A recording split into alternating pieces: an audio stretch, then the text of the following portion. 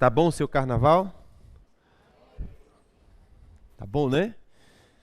Ontem nós tivemos o nosso primeiro dia do Espiritual, porque nós não fazemos carnaval, nós fazemos espiritual. Carnaval é festival da carne, espiritual é festival do espírito. Então ontem nós tivemos o nosso espiritual e excelentes pregadores e pregadoras estiveram aqui e compartilharam conosco da palavra de Deus. Foi um tempo muito bonito. Vamos compartilhar a palavra de Deus. Primeira parte do culto, nós adoramos a Deus com cântico. Segunda parte do culto, nós assentamos e abrimos nossos ouvidos para ouvir os conselhos de Deus para nós.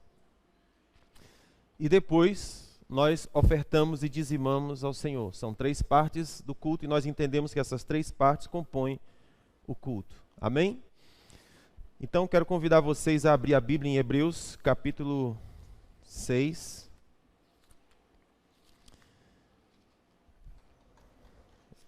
Como é que está o plano de leitura dos meus irmãos? Está funcionando? Estão atrasados? Sim, né? Alguns estão atrasados. Tem nada não, o ano só está começando. E no final tudo dará certo. Não, Deus no controle. Esse som está falhando, irmão, aqui, de vez em quando. Hebreus capítulo 6. Uma hora tem som, outra hora ele desaparece. Hebreus capítulo 6. Pelo que, deixando os da doutrina de Cristo, vamos de novo, Hebreus capítulo 6. Porque, deixando os rudimentos da doutrina de Cristo, prossigamos para o que é perfeito, não lançando de novo o fundamento de arrependimento, de obras mortas, de fé em Deus, do ensino sobre batismos, imposição de mãos, sobre ressurreição de mortos e juízo eterno. Amém? Só isso. Veja, o apóstolo Paulo está dizendo assim: vamos deixar de lado os rudimentos da doutrina de Cristo. Quero falar hoje sobre um aspecto dos rudimentos da doutrina de Cristo. O que é rudimento da doutrina de Cristo? Rudimentos é como se fossem, como se fosse a base, o fundamento da construção do ensino de Cristo. Por exemplo, você não aprende a ler sem o alfabeto, está correto? Para você construir palavras, você vai precisar de consoantes e de vogais. O que é isso? Rudimentos. Sem esses rudimentos, você não conseguirá construir palavras. Sem as palavras, você não conseguirá construir um texto. Sem um texto, você não consegue construir um argumento. E sem um argumento, você não consegue se comunicar. Mas tudo começou dos rudimentos que era B com A, Ba. B com E, Ber. B com U, Bu. Quem não fez isso? Minha mãe me ensinou isso, puxando a minha orelha. Por isso elas são desse jeito. Não havia cirurgia,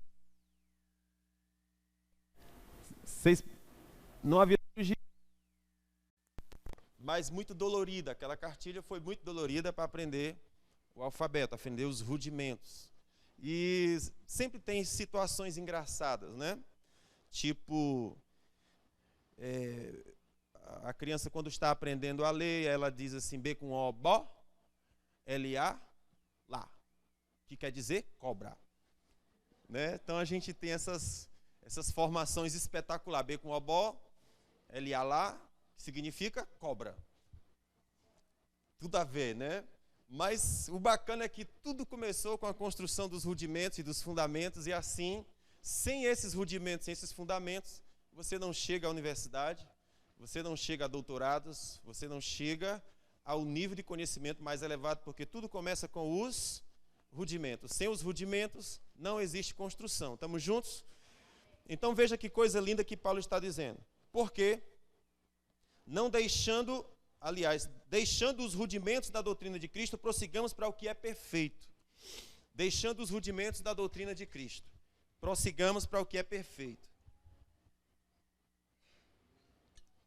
eu gosto de pregar sobre o que é perfeito. Porém, vez ou outra, a gente tem que estar voltando para os rudimentos. Existem os rudimentos e existe o que é perfeito.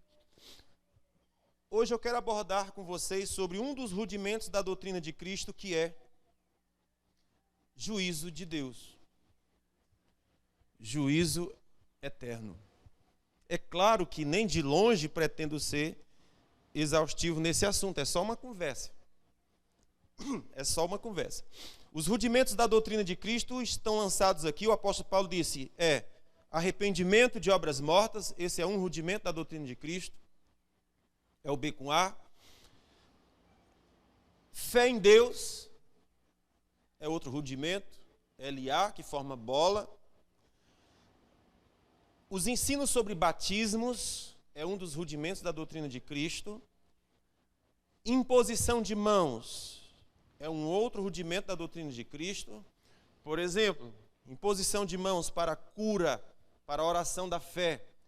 Imposição de mãos para a consagração de uma pessoa ao ministério. São doutrinas, são rudimentos da doutrina de Cristo. Imposição de mãos, faz parte da doutrina de Cristo. Ressurreição dos mortos, é um dos rudimentos da doutrina de Cristo. Os mortos vão ressuscitar. E o juízo eterno. Por que eu quero falar sobre esse assunto? Juízo de Deus. Porque durante um bom tempo eu conversei com os irmãos sobre o amor de Deus. E eu gosto muito de falar sobre esse assunto. Gosto muito de falar sobre a justiça que vem pela fé. O dom gratuito da justiça de Deus. Por que a gente precisa ficar tão forte sobre o amor de Deus? Porque a gente já escuta tanto sobre juízo, vingança, castigo, que a gente é forte nessas coisas e absolutamente fraco na segurança do amor. E o que a Bíblia ensina para a gente é que o perfeito amor, ele lança fora todo o medo. Se eu não tenho consciência do perfeito amor de Deus, eu não vou ter segurança diante das dificuldades da vida, diante das adversidades. Eu sempre vou me achar indigno, eu sempre vou achar que qualquer coisa que eu fizer, Deus está me lançando fora. Mas a gente precisa estar muito consciente de que o Senhor nos ama e de que o seu amor é eterno. E o amor eterno, já disse para vocês, já falei muito sobre isso. Você que chegou agora na igreja, tenha paciência que os sermões vão sendo retornados. Conforme há um direcionamento no meu coração, eu vou voltando aos sermões. Mas há tempos, há períodos, há construções. Existem tempos que eu quero sair de um determinado assunto e eu não consigo. Eu fico nele vários meses. Os irmãos já sabem que eu sou pregador das introduções. Eu faço o sermão e não prego, só prego a introdução. E assim a gente fica meses e tempos batendo numa mesma tecla. E eu sei que Deus está construindo algo. E eu sei que durante um tempo o Senhor construiu o nosso coração acerca do seu amor. Agora, uma coisa que a gente sabe é que informação não muda ninguém. Vocês estão comigo? Conhecimento não muda ninguém. Eu já tenho alguns anos de vida e eu já tive nos colégios, obviamente, como vocês garotinhos hoje estão nos colégios. E na minha época de colégio, era praxe na boca dos professores, dizendo que tinha que informar os alunos sobre as drogas, tinha que conscientizá-los sobre as doenças sexualmente transmissíveis, tinha que conscientizá-los sobre uma série de coisas. E conscientização tinha demais. Mudou alguma coisa? Drogaram-se mais, tornaram-se mais violentos e tornaram-se mais depravados nas suas sexualidades. Hoje, se você não tomar cuidado, o cara faz sexo com um poste. No colégio. No colégio. Você passa em frente ao colégio, tem lá um adolescentezinho desse tamanhozinho, agarrado com outra meninazinha, e por pouco não faz ali mesmo as coisas. E olhe lá se isso não acontecer também dentro do colégio, que eu não sei, não estou lá, não vejo. Mas sabe se lá se não acontece também. Então, quer dizer, a idade sexual dos nossos meninos caiu absurdamente. Se antes se começava aos 18 anos, depois passou para 14, depois para 13, para 10, para 9, daqui a pouco já vai nascer fazendo. Mamãe, me segura. Porque a depravação está chegando no nível que ninguém mais suporta as coisas. Sem falar nos professores, em alguns professores que incitam esse tipo de comportamento. Enfim, é uma esculhambação. Mas o fato é que a informação não muda ninguém. Então, o fato de você ser instruído acerca do amor de Deus, isso não te leva a se perceber amado por Deus. Que são duas coisas totalmente diferentes. Você saber que Deus te ama e você se perceber amado. O que a gente vê no Evangelho de 1 João é: o perfeito amor lança fora o medo, ou seja, é quando você se percebe amado pelo seu Criador. Quando esse amor está enfiado dentro de você, o amor some como um passe de mágica. A insegurança some como um passe de mágica. A carência emocional foge como um passe de mágica. As angústias fogem como um passe de mágica, porque o seu amor preenche de dentro para fora. Aquilo que você busca em pessoas para preencher e resolver os seus conflitos, o amor do Pai resolve. Perfeito amor lança fora o medo. Por que lança fora o medo? Porque onde o amor entrou e encheu, não tem espaço para mais nada. O amor do Pai preenche tudo e todas as coisas. É lindo demais isso, gente. Lindo demais. Então nós conversamos durante muito tempo, sobre essas coisas. Como, por exemplo, Efésios capítulo 3. O apóstolo Paulo faz uma oração pela igreja de Éfeso, que eu creio que é uma oração que nós podemos e devemos fazer por nós. O apóstolo Paulo diz assim: por esta causa, eu dobro os meus joelhos diante do Pai, de quem toma o nome toda a família, tanto nos céus quanto na terra, para que, segundo a sua riqueza em glória, vos conceda que sejais robustecidos de poder pelo Espírito no homem interior. Vocês estão acompanhando aqui alguma coisa? Isso aqui é só uma introduçãozinha do que ele vai dizer. Ok? Dobro os meus joelhos diante do Pai, de quem toma o nome toda a família, tanto nos céus quanto na terra, a fim de que Ele conceda que vocês sejam robustecidos de poder pelo Espírito no homem interior de vocês. Agora começa a conversa. Para que Cristo seja formado dentro de vocês, para que os pés de vocês estejam firmados no amor, para que vocês possam compreender qual seja a largura, comprimento, altura, profundidade do amor de Cristo. Presta atenção aqui na coisa, presta atenção nisso aqui. Ele tá orando a Deus para que você seja cheio do Espírito no seu homem interior, para que Cristo seja formado dentro de você, para que os seus pés estejam firmados, alicerçados no amor, porque é impossível Cristo estar formado dentro de nós e nós não termos os pés firmados no amor. Porque Jesus falou: assim se saberá que vocês são meus discípulos, se vos amardes. Então, se o amor não está presente, esquece a Bíblia que você carrega. Esquece o título que você tem, a igreja que você tem, a religião que você tem. Porque o que torna você seguidor de Jesus é se você ama. Se não ama, quer dizer que Jesus não está envolvido no negócio.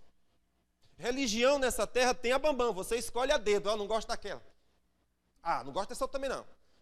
E você pode escolher a igreja evangélica também. Tem para todo gosto. Você tem a igreja dos tatuados. Você tem as igrejas dos que não têm tatuagem. Você tem a igreja dos que se vestem do pé à cabeça. E você tem a igreja dos que vestem biquíni jeans. Você tem o gosto que você quiser.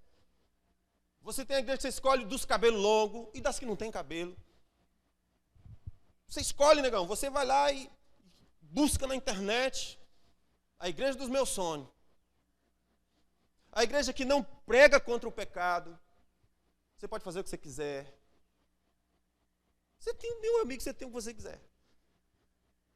Mas Paulo está dizendo, escuta, se Jesus não tiver formado no coração, se o amor não estiver presente, esquece, Jesus não está envolvido. Não está envolvido. A igreja que eu frequento não é garantia que Jesus está formado em mim. A igreja é um bom local para eu estar. Porque nesse ambiente, a palavra de Deus é exposta. E quando a palavra de Deus é exposta, há uma possibilidade de que o sol da justiça brilhe. E a minha consciência seja ativada. E a minha natureza seja conquistada, sequestrada por Deus. É um bom ambiente para estar. Amém? Mas como é que eu vou saber que está funcionando? É se existe amor. É se os meus pés estão firmados em amor. Agora eu quero que você perceba a construção que o apóstolo Paulo faz. Eu estou orando para que o Espírito Santo encha vocês no homem interior, para que Cristo seja formado em vocês, para que os pés de vocês estejam firmados em amor, para que vocês recebam revelação do amor de Cristo em toda a sua plenitude. Então, ter informação sobre o amor de Cristo é uma coisa, receber revelação desse amor é outra. É outra totalmente diferente. Quando é que essa revelação chega? Quando eu sou cheio do Espírito, quando Jesus está sendo formado em mim, quando eu estou firmado no amor, ele disse, agora você está no lugar certo, no ambiente certo, para começar a receber revelação do amor de Cristo. Como é essa revelação? Ele disse, no seu cumprimento. Eu quero que você imagine a cruz, porque o que Paulo está fazendo aqui é desenhando a cruz. Em nome do Pai, do Filho, entendeu? É assim. Ele está dizendo assim, ó, em todo o seu comprimento, cruz, comprimento da cruz. Em toda a sua largura, ela não faz assim? Em toda a sua altura e em toda a sua profundidade.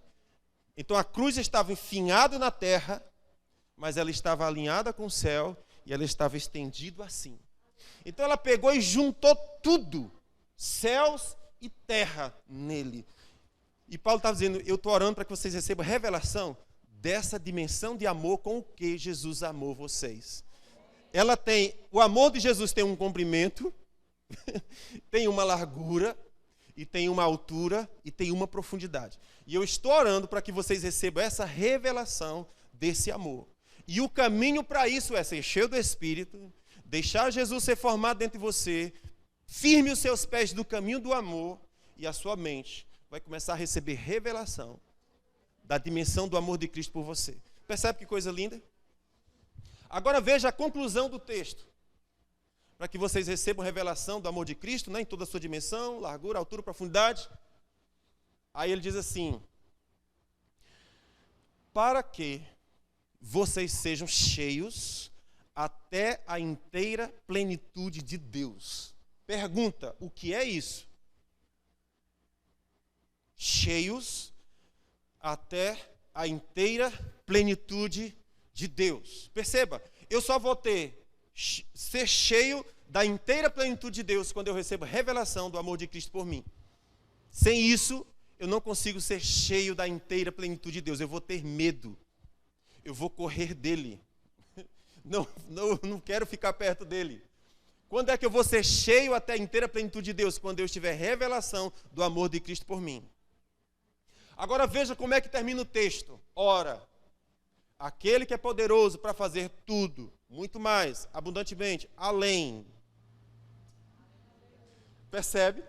Quando é que eu vou experimentar de Deus a parte que diz, ora, aquele que é poderoso de fazer tudo, muito mais, abundantemente, além. Amados, isso é exagero demais. É como se ele multiplicasse 1.000.000 por 10 vezes ao cubo, por não sei o quê, e não para nunca mais. Ora, aquele que é poderoso de fazer tudo, muito mais, abundantemente, além daquilo que pedimos ou pensamos. Ou seja, vai ter coisa que não precisa nem pedir. Por que não precisa pedir? Eu estou tão certo, estou tão cheio do amor de Cristo. Eu estou tão cheio da inteira plenitude dele que eu não preciso nem pedir. Só passou na minha mente. Percebe? E quantas vezes a gente se derrama de oração e dizendo, Deus não me ouve, Deus não me ouve, Deus... o que é isso? Vazio do amor. Porque quando eu estou cheio da plenitude do amor do Pai, ele diz, você nem pensou. Aliás, o que você pensou? Não precisou nem orar. Eu estou tão cheio dele. Eu e ele é tão a mesma coisa. Inteira plenitude. Que ele diz, ora, tudo aqui, ora, aquele que é poderoso fazer tudo, muito mais abundantemente, além daquilo que pedimos ou pensamos. Aí ele diz, conforme a operação do poder que já está operando em nós. O que é isso aqui que eu estou descrevendo? O amor. Você veja que a pregação que eu pretendo pregar hoje é sobre juízo. Você imagine como é que é as coisas.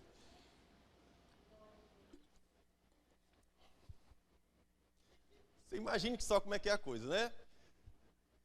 Então, mas eu vou falar sobre juízo. Por quê?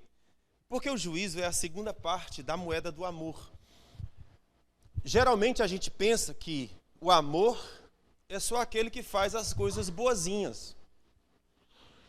Por exemplo, se você olha para uma mãe acalentando seu filho, dando carinho a ele, beijando, cuidando, etc.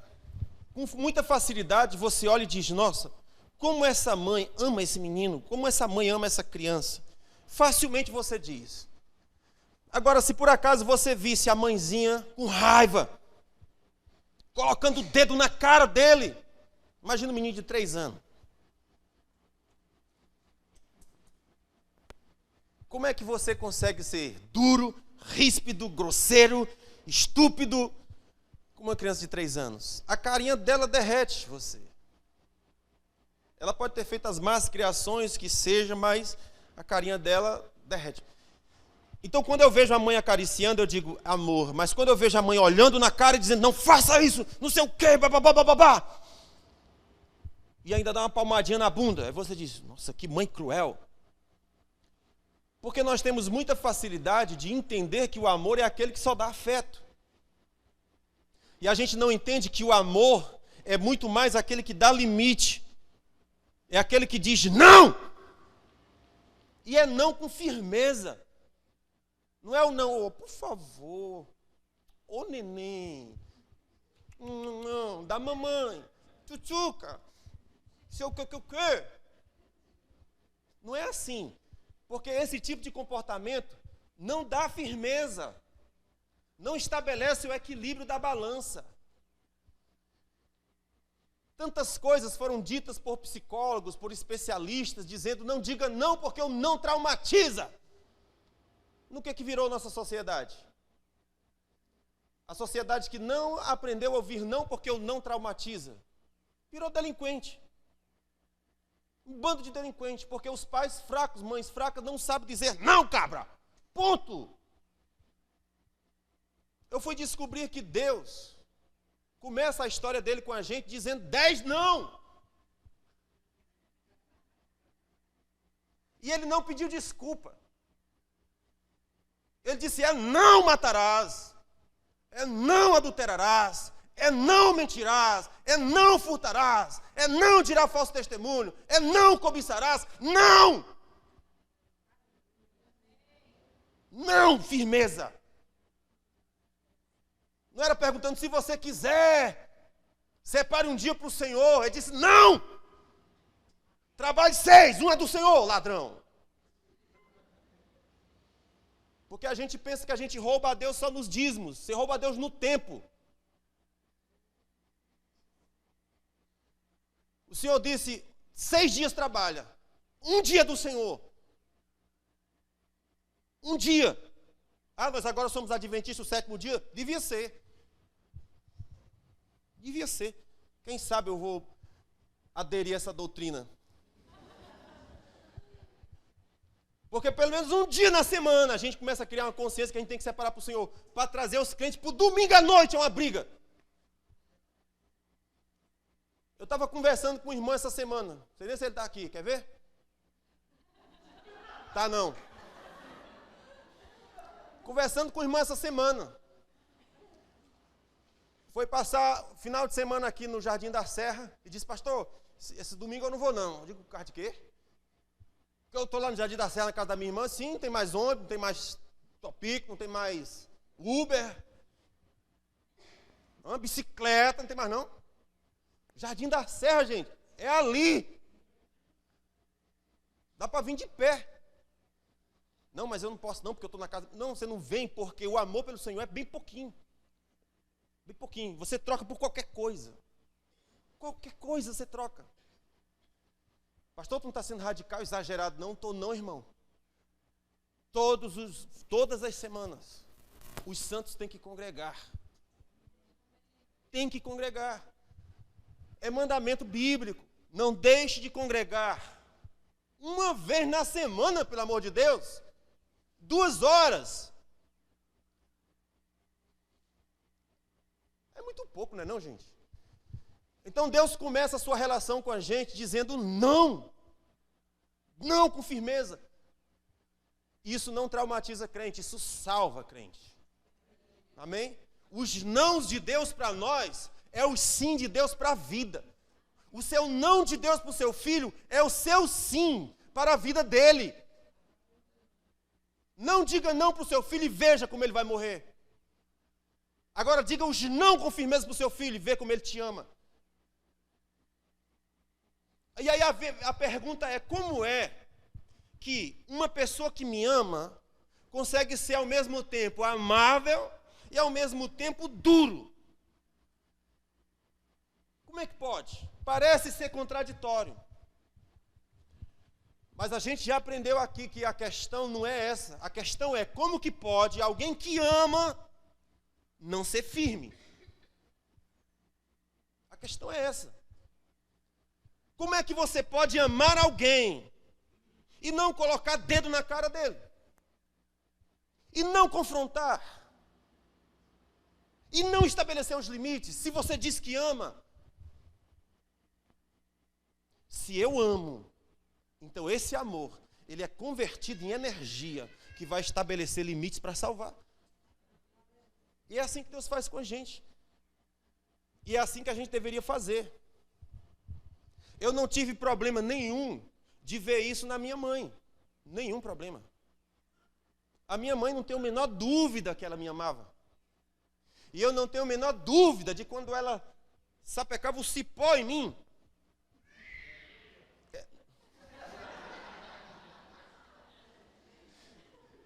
Tá aí o meu irmão que sabe das conversas. Morava comigo. Nada, ele era grandão, eu era o menor. Não apanhava junto, não. Mas deve ter levado a cipuada dele também.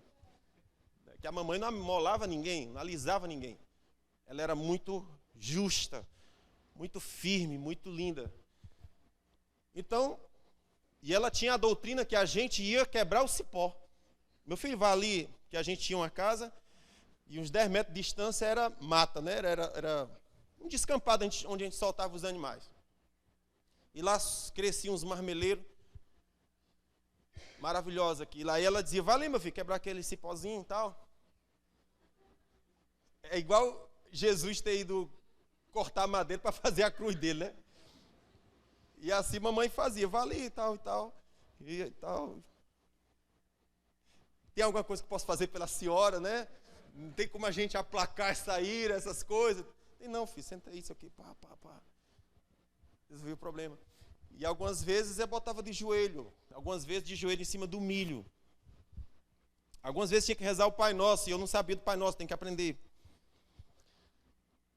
Mas eu nunca atribuí ira, nunca atribuí ódio à minha mãe. Eu atribuía justiça nela. Ela está certa. Não é? Não matou nenhum dos nossos irmãos, nem a mim, e nem das minhas irmãs. Todos se tornaram homens de bem. Todos constituíram suas famílias, todos são trabalhadores. Foram vagabundos por um tempo. Depois que ela morreu, né? Olha isso, depois que ela morreu. Porque enquanto ela estava viva, não rolava essas coisas, não. Ela morreu, aí acharam que estava por conta do próprio nariz, aí foram fazer algumas coisas. Mas enquanto ela estava viva, não. Né? E isso aconteceu porque não tinha um pai também presente, porque se tivesse também não aconteceria. Porque o pai ia fazer o quê? Não. Não é isso? Não. Acabou. O negócio de chegar bêbado em casa, você está doido, rapaz? Agora, se o pai chega bêbado junto com o menino, aí lascou tudo. Né? Mas vocês compreendem que existe a relação entre o amor genuíno e a firmeza desse mesmo amor? E Jesus não é diferente. Por isso que tudo que você vai ver nas Escrituras, você vai ver o coração de Jesus enorme. Porque Deus amou o mundo de maneira inexplicável. Mas você vai ver no livro de Mateus, vou ler só alguns textos aqui, e você vai ver a firmeza de Jesus, trazendo juízo. Trazendo juízo. Então, o juízo faz parte dos rudimentos da doutrina de Cristo. Tira isso da doutrina e lascou tudo. Tira isso da doutrina e você nunca chegará no doutorado. Nunca chegará na maturidade cristã. Porque é preciso haver consciência. Sabe uma das coisas? Tem um texto aqui em Romanos, capítulo... Nossa, gente. É complicado, viu? Falta só alguns minutos. Deixa eu ver aqui. Onde era que eu falei? Romanos capítulo 3.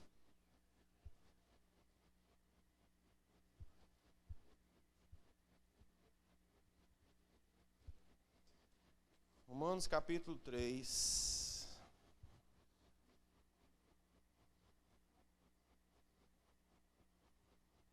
Olha só que texto horrível. Vamos ler a partir do versículo 10. Isso é o apóstolo Paulo descrevendo o ser humano. Romanos capítulo 3, versículo 10. Podemos ler? Diz assim: como está escrito, não há justo nenhum sequer. Não há quem entenda, não há quem busque a Deus. Todos se extraviaram. A uma se fizeram inúteis. Essa expressão extraviar significa pegar um caminho errado. Todos pegaram o caminho errado. E todos se fizeram inúteis. Essa palavra inútil significa corrompido, com defeito. Então todos pegaram o caminho errado e se tornaram com defeito. Não há quem faça o bem, não há nenhum sequer. A garganta deles é sepulcro aberto. Com a língua, eles lançam venenos de víbora mortal. Isso está nos seus lábios. A boca, eles a têm cheia de maldição e de amargura. São os seus pés velozes para derramar sangue. Nos seus caminhos há destruição e miséria. Desconheceram o caminho da paz. É aqui onde eu queria chegar. Não há temor de Deus diante dos seus olhos. Estão comigo? Gente, isso aqui é a maior tragédia do ser humano. É quando não há temor de Deus diante dos seus olhos. Agora, o que é temor de Deus? A gente escuta falar demais, inclusive eu falo isso. O que é temor de Deus? Temor de Deus é profundo respeito. Só que profundo respeito não descreve com perfeição o temor de Deus. Na verdade, temor de Deus significa ter medo. Agora, para dizer que ter medo fica esquisito, porque Deus é um Deus de amor, como é que eu vou ter medo dele? É fácil de entender. Você sabe quando o pai deixa de ser pai para ficar amigo do seu filho? Ele não é pai, ele é amigo.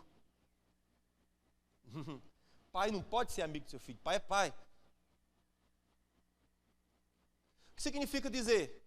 Que o menino tem que ter profundo respeito pelo seu pai, mas também precisa ter medo. Porque o profundo respeito não vai resolver tudo. Quando o pai fala, precisa haver temor por dentro. Se não houver, aquela relação pai-filho está esquisita. Porque o pai foi reduzido tanto ao nível do filho que já se confunde, não sabe mais quem é quem. Então, temor significa profundo respeito, é verdade. mas também significa medo. O que esse texto diz é: não havia temor de Deus diante dos seus olhos. O que significa dizer? Eles não têm medo de Deus. Ou seja, eles não têm consciência do que acontecerá aos que desobedecem às leis de Deus. Ele perdeu o sentido. Ele perdeu essa noção. Então é como se ele estivesse vivendo entre cobras, achando que está entre lagartixas. Porque ele perdeu a noção do perigo. Por isso que, de vez em quando, é preciso voltar aos rudimentos da doutrina de Cristo, porque nós esquecemos que o rudimento da doutrina de Cristo tem juízo. Não é só o amor, é o amor com juízo. Vou citar alguns exemplos para você. Como eu disse, o tempo já foi. Aliás, eu acho. Vamos ver aqui.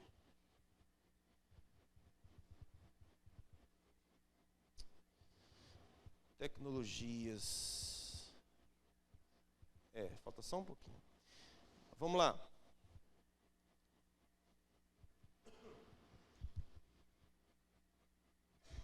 Deixa eu mostrar para vocês aqui, ó. Preste atenção aqui.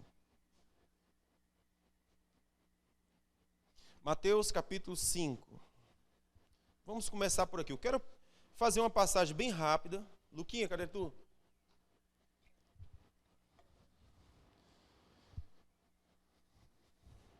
Vocês do louvor, se quiserem vir, fica à vontade. Vocês vão ficar em pé um pouquinho. Mateus capítulo 5. Veja só, nós estamos falando aqui sobre a pregação de Jesus. Estamos juntos? A pregação de Jesus é uma pregação de amor? É. E eu quero que você perceba que dentro da sua pregação de amor, de vez em quando, ele aplica juízo. Olha só, Mateus capítulo 5, versículo 21, ele diz assim: ouviste que foi dito aos antigos, não matarás, e quem matar será réu de juízo. Ele está citando aqui a lei. Vocês ouviram, vocês já leram no Antigo Testamento, que quem matar será réu de juízo. Eu, porém, vos digo, todo que ficar irado contra o seu irmão será réu de juízo. E quem disser a seu irmão, inútil, será réu do sinédrio. E quem disser ao seu irmão, você é um tolo, será réu do fogo do inferno. Isso aqui Jesus está falando de juízo, vocês estão comigo? Na verdade, existe uma sequência aqui que a gente precisa entender. Ele está dizendo o seguinte: eu vos digo que todo aquele que se irá contra o seu irmão será réu de juízo. Quem disser a seu irmão raca ou inútil, insignificante, com um termo depreciativo, será réu do sinédrio. E quem disser tolo será réu do fogo do inferno. Ele cita aqui 3 tipos de tribunal. Um será julgado por um juiz da terra. O outro será julgado por um sinédrio, que é um tribunal religioso. Mas ele disse: o último eu vou julgar. Será réu do fogo do inferno. O sinédrio não pode lançar ninguém no inferno. O juiz da comarca de Maracanaú não pode lançar ninguém no inferno. Mas Jesus fala: eu farei isso. Se você chamar o seu irmão de tolo. Ele faz aqui uma sequência para ilustrar para nós o seguinte: eu estou de olho nas pequenas coisas. Talvez você esteja prestando atenção só nas grandes coisas. Eu estou de olho nas pequenas. Não sei se vocês conseguem acompanhar esse raciocínio. Se alguém se encolerizar contra o seu irmão, vai ser resolvido isso no juizado. Quem disser que seu irmão é inútil, um sinédrio vai julgar. Mas se você chamar seu irmão de tolo, eu vou lançá-lo no inferno. Aí você pergunta: sim, ficar encolerizado ao ponto de matar não é pior do que chamar de tolo? É. Então quando você se prende a coisas pequenas no relacionamento com as pessoas, você diz: isso é bobagem. Jesus fala: não, das coisas pequenas é que vêm as grandes. Então se ligue nas pequenas raposinhas que vão entrando no coração. Ressentimentos, amarguras, ódios, indiferenças, essas coisinhas. que a gente não presta atenção. Jesus fala, eu estou prestando atenção exatamente nisso. E isso pode te levar ao inferno. Não, mas eu não adulterei, não. Não, mas eu não matei ninguém. Ou seja, eu não fiz coisas grandes. Mas eu odeio aquela pessoa. Eu não consigo encarar ela, eu não consigo vê-la. Eu detesto. Vomito. Eu mudo de calçada, mudo de rua, mudo de casa, mudo de bairro, de cidade. Jesus fala, beleza, você não matou, não roubou, mas essas pequenas coisas estão te levando para o inferno. Vocês estão comigo? Pequenas coisas que ninguém vai te julgar. O Sinédrio vai te procurar? Eu vou procurar você? Nunca. O Sinédrio é um juizado da igreja. Então, tipo, eu vou procurar você por causa de picuinhas e ressentimentos? Não. Eu digo, te vira, peão, resolve teus conflitos. É ou não é? Agora, se você pegar um taco, um pedaço de pau, sapecar na cabeça do irmão, óbvio que eu vou chegar em você. É lógico. O que Jesus está dizendo é, beleza, os homens vão julgar de coisas que se veem. Eu julgo de coisas que estão nas entranhas, que estão no âmago do ser, que você está dormindo com ela e acordando com ela. A recomendação da Bíblia é, não durma sem antes resolver seus conflitos. Durma em paz, resolvendo seus conflitos antes. Percebe a dureza de Jesus aqui? Sim ou não? No mesmo texto, Mateus capítulo 5, versículo 27, ele diz assim, ouviste que foi dito, não adulterarás. Eu, porém, vos digo, todo aquele que olhar para uma mulher para a cobiçar, já em seu coração cometeu adultério com ela. Adultério é uma coisa grave, sim ou não? Mas cobiçar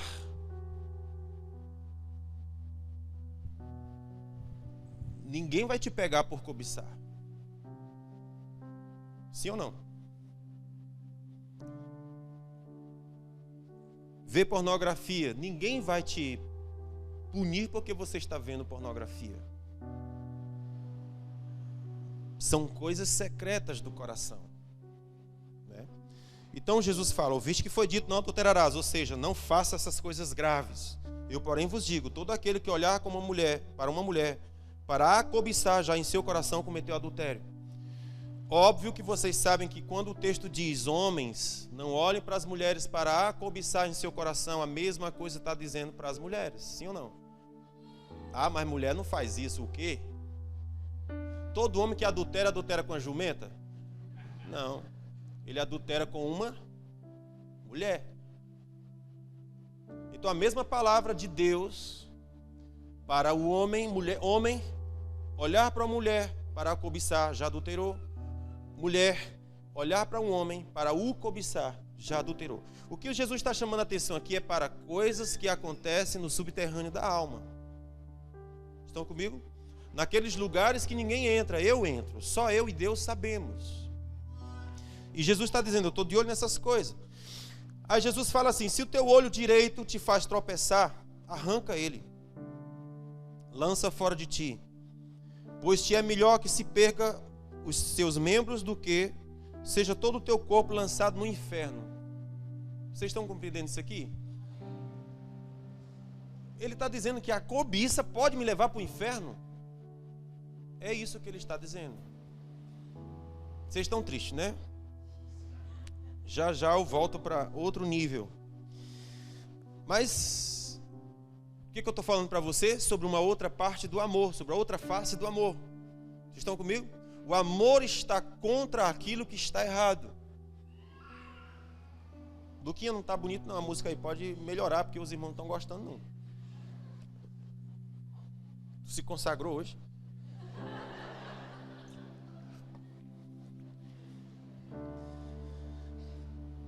Se o teu olho direito te faz tropeçar, arranca-o, lança fora de ti, porque te é melhor que se perca um dos teus membros do que todo o teu corpo ser lançado no inferno.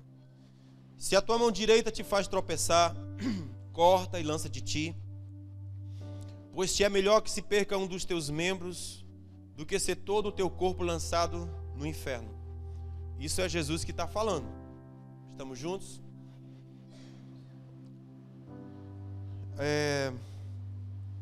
Vamos ver aqui Mateus capítulo 7. Já vou terminar. Mateus capítulo 7. Versículo 22 e 23. Muitos me dirão naquele dia: Senhor, não profetizamos nós em teu nome não expulsamos demônios, e em teu nome não fizemos muitos milagres? Então lhes direi claramente: nunca vos conheci, apartai-vos de mim, vós, todos os que praticais a iniquidade, ou o mal. Estamos juntos? O que Jesus está dizendo aqui? Meu amigo, eu não vou ter problema. Se eu não fui teu Senhor, naquele dia eu não vou ter nenhum problema de dizer: não te conheço, cai fora. O que é isso aqui, gente? Juízo. Ou seja, adianta a apelação, tipo, um choro. Não adianta. Adianta a apelação do tipo: Senhor, eu era um grande pastor, eu fiz grandes coisas. Inclusive essa semana, uma colega perdeu o pai, e ela disse: bom, para o meu consolo, antes dele falecer, uma mulher que estava acompanhando ele falou de Jesus, e ele intercede, vaza. Ela falou de Jesus para o rapaz, para o senhor que estava falecendo, que estava muito doente, e ele se reconciliou com Jesus. Mas a própria filha disse: mas ele se reconciliou tantas vezes e tantas vezes saiu. Será que dessa vez foi de verdade? Aí eu disse: filha, o meu consolo é que não compete a nós julgar essas coisas. Jesus foi estabelecido juiz dos vivos e dos mortos. Às vezes você tem um homem e uma mulher que você diz: está do céu para uma banda. Mas na verdade, no seu íntimo, as coisas não estão bem.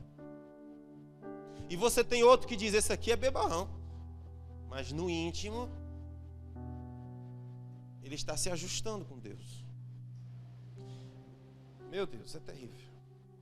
Então aqui Jesus está dizendo: escuta, naquele dia não adianta a apelação. Eu fui um grande pastor, eu fui um grande ministro, botei tanto cão para correr, libertei tanta gente. Você ouviu, eu era um ninja. E Jesus fala: se eu não era teu Senhor, se Deus não era a tua maior causa, se o que te importava não era agradar o Pai, eu não te conheço, aparte-se de mim. Ele não tem problema em aplicar juízo. Está aplicado, sim ou não, gente? O que eu estou dizendo para você? Que a sua relação com a igreja não é uma relação de oba-oba, gente, é uma relação séria. Pessoas abandonam a igreja, abandonam o caminho de Deus como quem muda de curso, sei lá. Querido, é tão sério. É tão sério. Veja, Mateus capítulo 10. Isso aqui é só o livro de Mateus. Eu nem estou pegando tudo, estou só pegando algumas coisas. Mateus capítulo 10, versículo 28. Olha só o que Jesus fala. Vamos ler o versículo 27. O que vos digo às escuras, dizei-o às claras. E o que escutais ao ouvido, diga do eirado, pregue-o. Versículo 28. E não temais os que matam o corpo, e não podem matar a alma. Temei antes aquele que pode fazer perecer no inferno tanto a alma quanto o corpo. Escuta isso, ele disse: não temam os homens. Vocês estão comigo? Quantos de vocês não tomam decisões por causa do marido, por causa do filho, por causa do colega, por causa, e Jesus pergunta: por que você está temendo os homens? Por que você está temendo a rejeição dos homens? Por que você está temendo o que os homens vão fazer a você? Tema a mim. Porque eu não só posso matar o corpo, como eu posso lançar o corpo e a alma no inferno. Quem está falando isso é Jesus, minha gente. E eu não posso pregar o evangelho só uma banda. Eu tenho que pregar o evangelho completo. E o evangelho completo é: eu te amo, com um amor inigualável. Mas chapa, anda direito. Vocês estão comigo? Mateus capítulo 28, tema a mim, porque eu posso lançar no inferno. Mateus 18.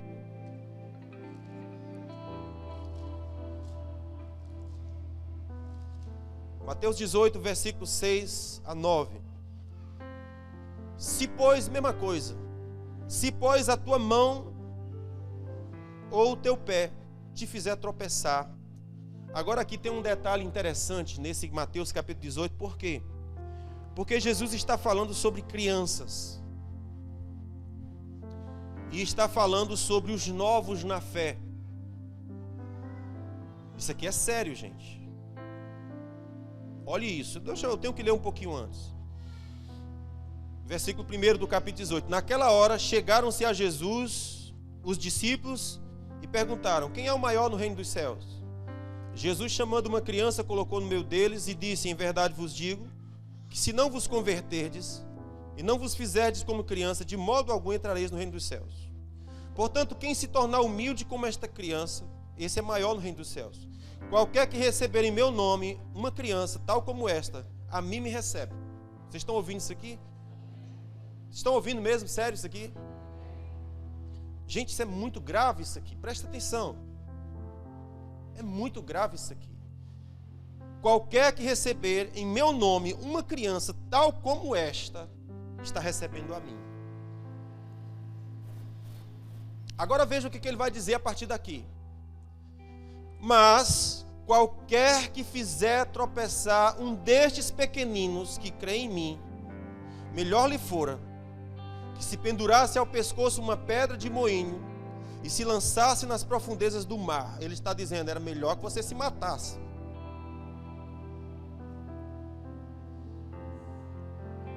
Era melhor que você se suicidasse. Escute isso. Ai do mundo, por causa dos tropeços, pois é inevitável que venha. Mas ai do homem, por quem o tropeço vem. Se pois a tua mão, aí é onde ele começa, se pois a tua mão te fizer tropeçar. Como é que é? Se pois a tua mão e o teu pé te fizer tropeçar, corta ou lança-o de ti. Melhor te é entrar na vida aleijado, coxo, do que tendo duas mãos, dois pés e ser lançado no fogo eterno. Estão comigo? Melhor é do que você entrar no fogo eterno. O que Jesus está dizendo? Que se você fizer as coisas que eu disse, você vai entrar no fogo eterno. Não tem como evitar.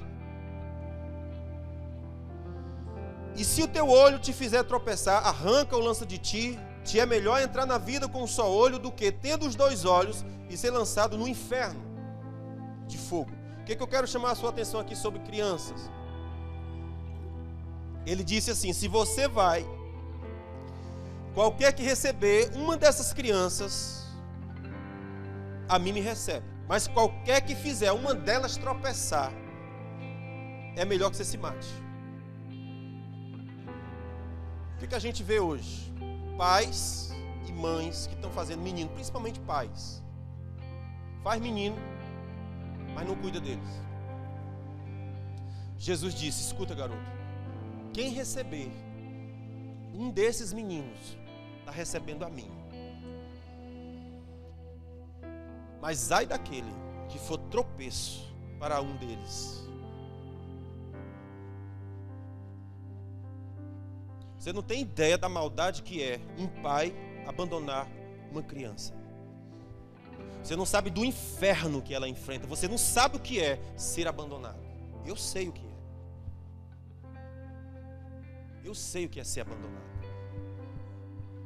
Eu sei exatamente o que elas sentem, como elas se sentem. Eu entendo como elas se sentem. E Jesus falou: ai de vocês que fizer isso com uma dessas crianças. Então, quantos pais estão fazendo meninos e não têm nenhuma responsabilidade de amá-los, de cuidá-los e de protegê-los? Jesus está dizendo: cara, o castigo que vem sobre você é tal que melhor seria que você se matasse. Porque vai acontecer. Virá juízo sobre você.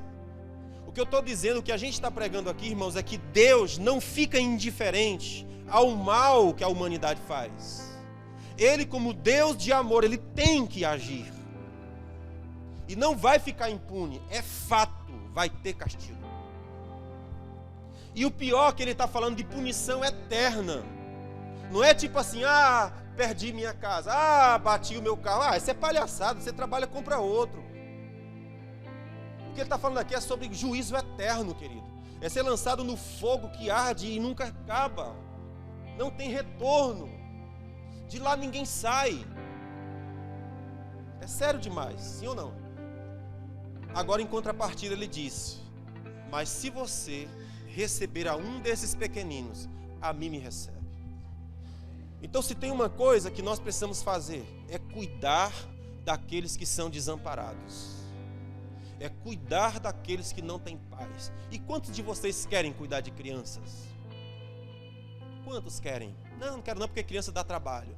Não quero não porque, beleza, Jesus está falando, se você receber um deles, cara, é nós, estamos juntos, somos parceiros. Somos parceiros.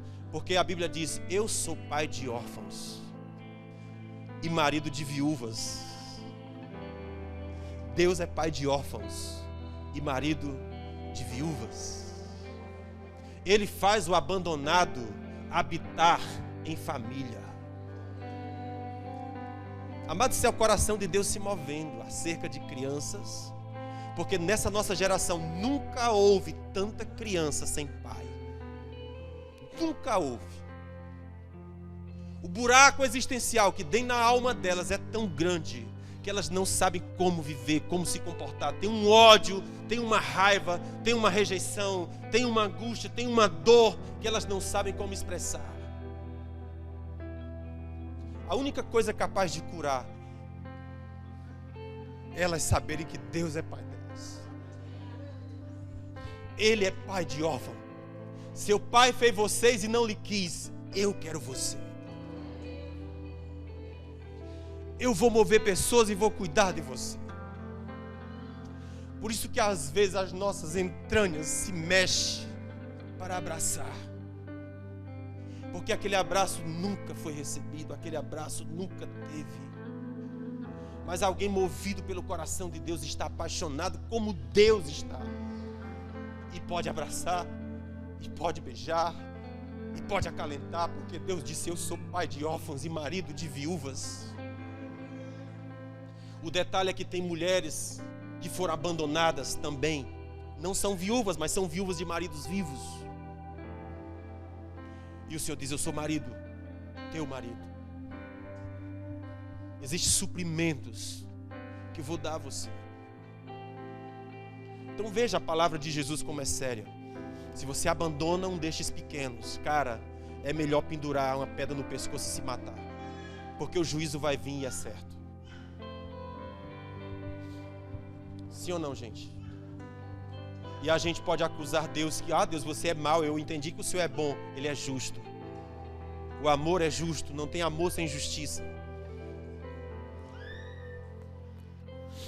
Diga, esse é o melhor carnaval da minha vida.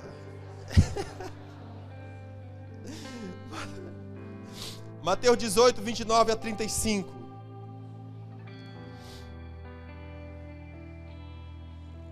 Então, o seu companheiro, caindo-lhe aos pés, rogava-lhe, dizendo, tem paciência comigo, e eu te pagarei. Ele, porém, não quis. Antes foi encerrá-lo na prisão, até que pagasse a dívida. Vendo, pois, os seus conservos, o que aconteceram, ficaram muito tristes, e foram revelar tudo ao Senhor. Então o seu senhor, chamando à sua presença, disse, servo malvado, perdoei-te toda aquela dívida, porque me suplicaste. Então devias tu também ter compaixão do teu companheiro, assim como eu tive compaixão de ti. E indignado, diga comigo, o Senhor estava indignado. Ele estava irado. Então o Senhor, irado, entregou aquele servo aos verdugos, até que pagasse o último centavo que devia. Assim o Senhor fará, assim vos fará meu Pai celestial, se de coração não perdoardes a teu irmão. Vocês lembram dessa história aqui? Tenham paciência só um pouquinho. Vou fazer como um colega meu. Estou pregando bem hoje. Vocês se lembram dessa história aqui? Um cara devia, vamos dizer assim, 100 mil para um rei. E o rei mandou chamar ele, disse: paga a tua dívida. Ele disse: Senhor, eu não tenho. Então vá buscar a mulher, os filhos, vão ser meus escravos. O homem caiu de joelho, clamou dizendo: não, meu senhor, por favor, não faça isso. Deixa-nos livres e eu vou pagar cada centavo que eu devo ao Senhor. O Senhor se encheu de compaixão e disse: está certo. Quando aquele homem saiu da sala do rei, chegou na sala do lado, ele encontrou um colega que trabalhava lá também, que devia 100 reais. Botou uma faca na goela, disse: cabra safado, ou você me paga agora, eu lhe arrebento. Nisso os outros servos viram e disse: que bicho sem vergonha, acabou de ser perdoado 100 mil conto, esse cara deve uma mixaria. Os empregados foram avisar para o Senhor. O Senhor ficou irado e disse: traga esse cabra aqui.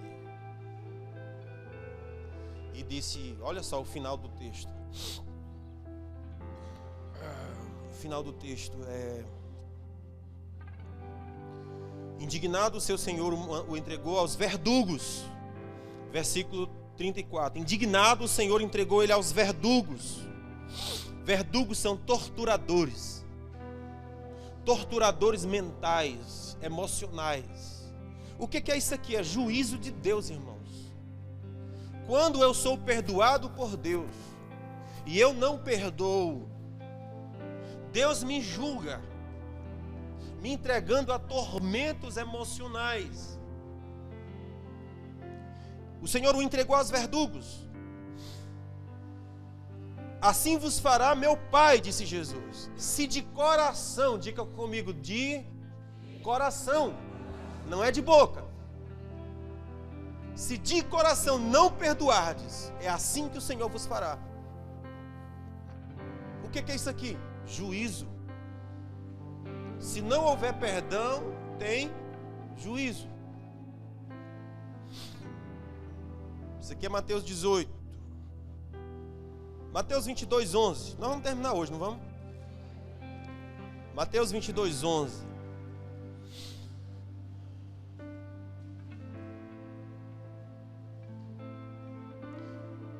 Mas quando o rei entrou para ver os convivas ou os convidados, viu ali um homem que não trajava vestes nupciais e perguntou-lhe: amigo, como entraste aqui sem teres vestes nupciais?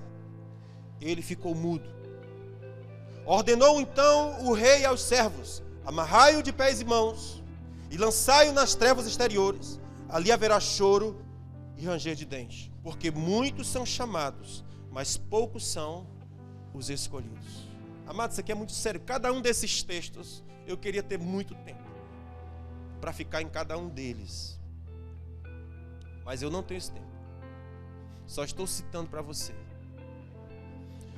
Um cara estava na festa de Deus sem as vestes certas. E o Senhor foi confrontá-lo e disse: sai fora. Você não está vestindo as vestes com as quais você deveria estar vestido. Se você é de Deus, você tem vestes diferentes. Eu não estou falando apenas de vestes de tecido. Eu estou falando de vestes espirituais. Você que é de Deus tem vestes espirituais que Jesus dá para nós nos vestirmos. E se nós não tivermos vestidos com as vestes que Jesus dá, nós não estamos prontos para estar na festa que Ele nos chamou para estar. Vocês entendem isso? Livro de Apocalipse, nós lemos domingo passado. Ele disse assim: você tem fama que vive, mas está morto.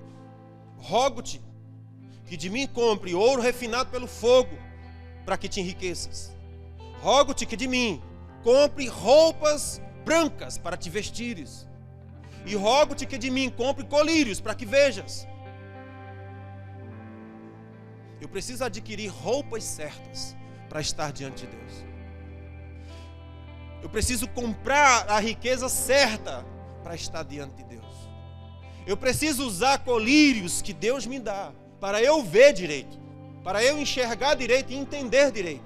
Porque se isso não acontecer, eu vou estar na festa de Deus como um intruso. E Ele vai dizer: amarre-o e lance-o nas trevas exteriores. Lá fora, ali haverá choro e ranger de dente, porque muitos são chamados, mas poucos são os escolhidos. O que é que significa dizer? Que o Senhor faz o convite para todos, mas nem todos se comprometem com Deus. O convite é para todos, mas quantos estão comprometidos? E se não houver comprometimento, eu não terei a roupa adequada. Vocês estão comigo? É o que ele está dizendo: muitos são chamados, mas poucos são escolhidos. Ou seja, o convite foi estendido a todos, mas nem todos se comprometeram como deveriam. Como eu disse, o trabalho é mais importante do que o reino de Deus. O dinheiro é mais importante do que o reino de Deus. As minhas coisas são mais importantes do que o reino de Deus. A terra é mais importante do que o céu. Então Deus diz: então fica aí. Se a terra é mais importante para você, então fica nela. Porque os que vão andar comigo nas ruas de ouro e cristal são aqueles que comeram da minha carne e beberam do meu sangue. São aqueles que se comprometeram comigo até o sangue. São aqueles que doaram suas próprias vidas pelo reino. Vagabundo gospel não entra. Vocês compreendem esse termo? Mateus 23, 33. Estamos chegando no final do livro, aleluia. Olha só. Mateus 23, 33. Serpentes, raça de víboras, como escapareis da condenação do inferno? Isso é Jesus pregando. Olha só o sermão dele. Mateus 23 é o Mateus, é o capítulo dos ais de Jesus. Aqui Jesus aponta várias feridas na igreja. Ai de vós, hipócritas! Ai de vós! Ai de vós! Ai de vós! Ou seja, cada ai, ele está dizendo: converta-se nisso. Porque senão o ai chega. Porque ficar nesse lugar é experimentar dor. E no final dos ais, ele diz assim: serpentes, raça de víboras. O que ele está dizendo aqui? Por fora há um aspecto amável, mas por dentro tem veneno sendo destilado. E ele chama raça de víboras. Está errado isso. Aí ele pergunta: como vocês vão escapar da condenação do inferno? Isso é Jesus falando. Aquele que é todo amor está nos ensinando que determinados comportamentos, determinados procedimentos, se você ficar neles, amigão, não tem saída. Mateus capítulo 25, versículo 27. Devias então entregar o meu dinheiro aos banqueiros, e vindo eu tê-lo-ia recebido com lucros. Tirai-lhe, pois, o talento e dai-o ao que tem 10, porque a todo o que tem dar-se-lhe-á, e terá em abundância, mas ao que não tem, até aquilo que tem lhe será tirado. Lançai o servo inútil nas trevas exteriores, ali haverá choro e ranger de dentes. O que é isso aqui? São pessoas que foram capacitadas e habilitadas por Deus, mas não fizeram nada. Isso é sério ou não, gente? Foram capacitadas e habilitadas, mas eles disseram: não vou fazer nada. Os dons que Deus me deu, vou devolvê-los polidos, limpinhos, e devolver para Ele. Deus não quer receber os nossos talentos lindos, polidos e guardados. Ele quer receber nosso talento estragado. Sabe, é como se você tivesse recebido um trator de Deus. Quando chega no dia da prestação de contas, você chega lá com aquele trator. Sim. Está aqui, Jesus, o teu talento. Todo estragado o trator. Mas esse trator arou muita terra. Esse trator derrubou muito tronco. Esse trator arrancou muita pedra. Eu estou devolvendo para o Senhor ele todo rasgadinho. Agora imagina se eu pegasse um trator bonitão, limpão, tudo certo. 20 anos depois, eu chegava para Deus e disse: está aqui o trator que tu me deu. E Deus disse: servo inútil. Pegue esse servo, amarre ele e jogue nas trevas exteriores, onde vai haver choro e ranger de dente. Porque se Deus deu um trator, Ele quer ver terras aradas. Se Deus lhe deu riquezas, Ele quer ver o que você vai fazer com riquezas. Se Deus lhe deu habilidades, Ele quer ver o que você vai fazer com essas habilidades. Quantas pessoas você vai abençoar? Quantas pessoas você vai alcançar?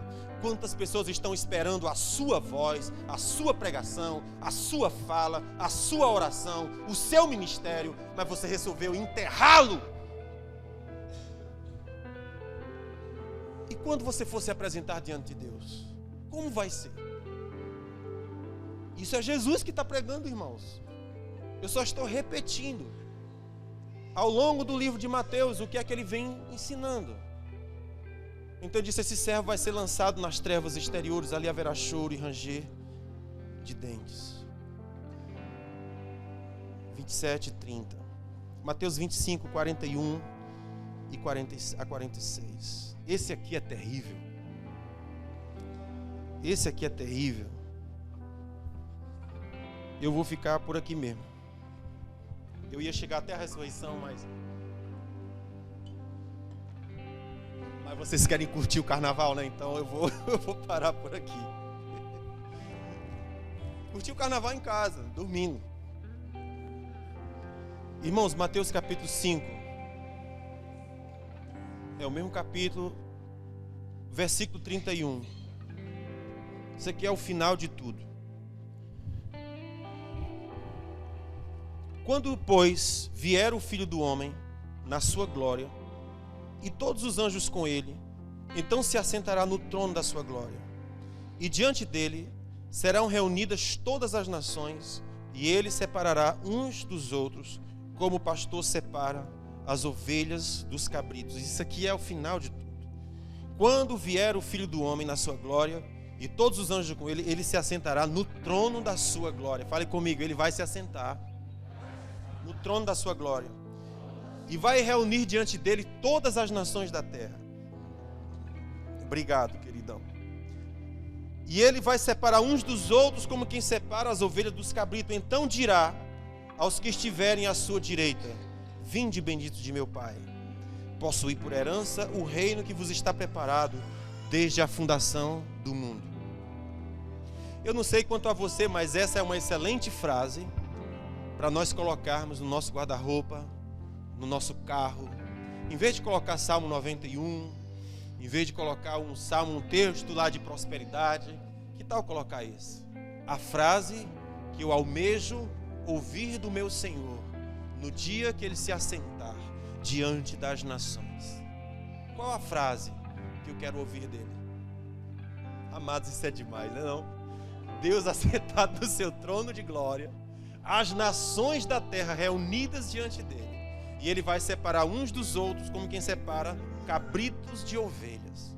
E aos que estiverem à sua direita, ele vai dizer: venham para mim, benditos de meu Pai, possuí por herança o reino que vos está preparado desde a fundação do mundo. Aí veja o que ele diz: porque eu tive fome e tu me deste de comer. Porque eu tive sede e tu me deste de beber. Eu era forasteiro e tu me acolheste. Eu estava nu e tu me vestiste. Eu adoeci e você me visitou. Eu estive na prisão e você foi me ver. Então os justos vão perguntar: quando foi que nós te vimos com fome, com sede, forasteiro, nu? Quando te vimos enfermos e te visitamos? O rei respondeu: em verdade vos digo que sempre que o fizeste a um destes meus pequeninos irmãos, a mim o fizeste. Ai, que massa isso aqui. O que eu acho lindo disso aqui é porque ele está dizendo assim: quando foi que nós te vimos com fome, com sede, nu, sem casa? Eu não me lembro. Por quê? Porque para o justo fazer o bem é estilo de vida. Ele não contabiliza, ele não anota na agenda, é hábito. É hábito. Ele diz: Senhor, não me lembro. É hábito. É hábito. Você não se lembra porque já fazia parte do seu jeito de ser. Você aprendeu a amar através de mim. Você permitiu que os seus braços fossem os meus. Você permitiu que o seu sorriso fosse os meus. Que a sua gentileza fosse as minhas. Você lembra no início da nossa conversa aqui? Eu estou orando para que vocês sejam cheios do Espírito, para que Cristo seja formado em vós. Ou seja, é uma coisa tão magnífica que quando tentarem separar você de Jesus, não dá, porque virou a mesma coisa. Aí Jesus disse: benditos de meu Pai, possuam por herança, porque você fez estas coisas. Não me lembro, Senhor. Isso é porque virou natural para você fazer o bem. Mas não é fazer o bem daquele tipo assim: toma uma cesta básica, mas vai para o culto hoje. Toma uma cesta básica, mas aceita Jesus. Não, queridos. Nós não estamos negociando, comercializando, comprando. Nós estamos dizendo: eu te amo. E eu gostaria de ser Deus para você. Eu gostaria de te dar o suprimento de algo que eu tenho. Não é peso para mim. Deus tem me enriquecido, Deus tem me abençoado.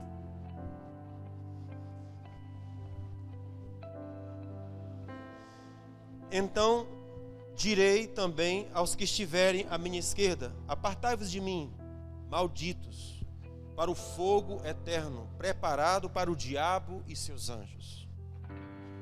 Concordam comigo que isso é uma declaração horrível?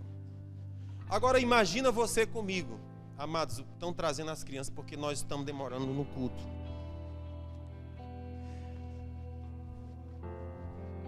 Escuta só. Deixa eu concluir aqui meu raciocínio. Preparado para o diabo e seus anjos. Preste atenção numa coisa. Sabe por que nós temos que ser crente de verdade? Porque você imagina que hoje você é um problema para o diabo. Agora imagine você ser lançado lá dentro. É ruim, né não? É como se você fosse um policial que bateu em muito bandido, arrebentou muita gente, chutou muita porta, cara de gente. Aí o juiz decide: rapaz, bota ele lá no IPPS. Bota ele lá! Na hora que o caba chega lá, meu irmão, lá vem a galerinha que ele visitou. Eu fico imaginando que Jesus disse assim: ó, vai ser lançado no fogo eterno, junto com o diabo e seus anjos. Aí quando o diabo olhar para você: tu botou meu chapa para correr naquele dia, não foi? Tu foi torturador dos demônios, não foi, cara? Então agora nós vamos te pegar. Brincadeira, gente, tô brincando com vocês aqui. Mas o que eu tô dizendo, que se ir pro inferno já é ruim, ir crente pro inferno é pior ainda. Então, se a gente é crente, a gente tem que ser crente mesmo. Porque a gente tem que decidir qual é o nosso time. A gente joga em qual time? né? Então, ele disse, você vai ser lançado no fogo, um diabo e seus anjos, porque eu tive fome, você não me deu de comer, tal, forasteiro, etc. Aí o versículo 45 ele diz, aos que ele responderá, em verdade vos digo, que sempre que deixar de fazer a um destes pequeninos, deixar de fazer também a mim. E irão estes para o castigo eterno, mas os justos, digam comigo, mas os justos. Irão estes para o castigo eterno, mas os justos para a vida eterna. Meu Deus! Aleluia! Aplaude, Vaz! Glorifica a Deus! Aleluia! Que Deus vos abençoe.